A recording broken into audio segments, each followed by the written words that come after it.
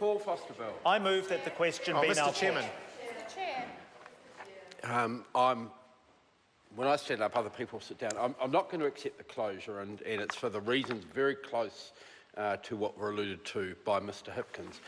When a bill has a significant change occur at the Select Committee and has not been properly advertised for submission, that means that it is treated differently in the committee stages, and therefore there is an extended debate, in particular on that part of the bill. So I think when there are reasonable questions that are asked then about that sort of area, they should be answered, or the debate will run on for some time.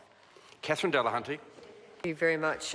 Just wanting to pick up on the points that my colleague has just raised and that the speaker's just referred to, which was the process was far from ideal, which is why we do need to discuss the supplementary order papers that relate to it. I think that it's very important to recognise that the sector were very upset that they weren't going to have a chance to input onto this point, and there was a considerable struggle to get them heard, and there was a very, very short time frame, and it was far from ideal because the whole issue around Teach First or similar programs is innovative on one level, but also has some complexities. And so it does need to be looked at and scrutinised by the education sector because they bear the brunt of the application of it. Now, I'm supporting the SOP that Tracy Martin has written, which is Clause 13E, because what it does is replace the word school with secondary school in each place. So this supplementary order paper actually amends Section 910, the new one, to provide that employment-based trainee teachers may only be employed to teach in secondary schools. And the Green Party is supporting that because, as others have said, there is no research or evidence to say that this kind of untrained or partially trained or in-training person with these kind of broader opportunities and powers is safe in the primary school medium. And so I myself have doubts about the idea that it's great in all secondary schools as well. It's obviously not in all schools, and it has been useful in some ways, but to me it's more about the failure to have any workplace planning.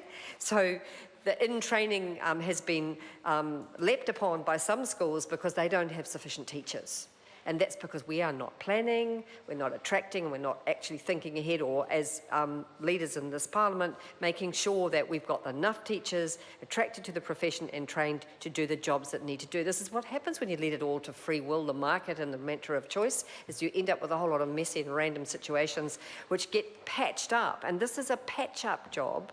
Teach First may be inspiring for some kids in some circumstances, but really, if I was a teacher, a trainee teacher who paid for a 3-year degree, I'd be quite resentful about somebody else coming in and being able to do that. And that's about the fact that educational learning requires some depth. I'm particularly passionate about children with learning differences.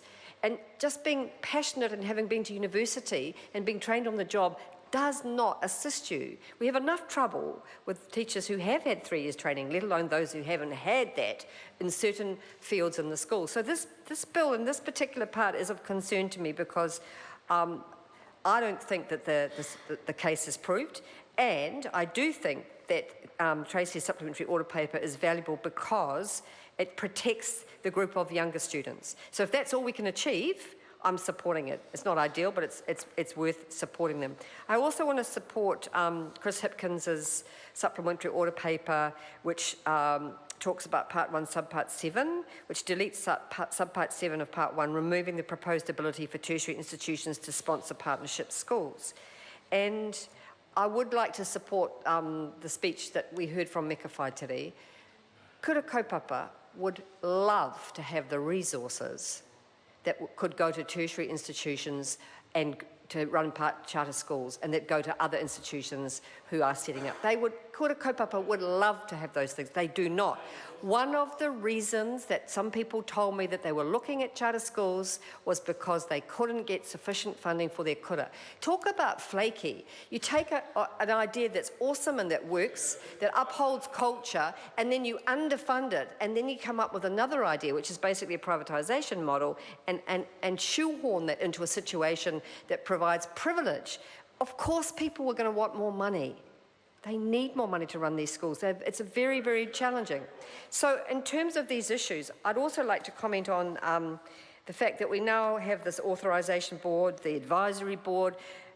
It seems quite difficult to get the quality of applicants required to run a school. Actually, it is difficult. Schools are complex organisations. They require a sophisticated understanding of the community and of education. And so randomly saying I didn't like the local school, I think I'll start up a new one, has been shown around the world to have not worked very well at all, and we've already had those examples. So I am supporting the SOPs that will actually rein this in, because we do not have the ability under this bill to stop this, but we can rein it in.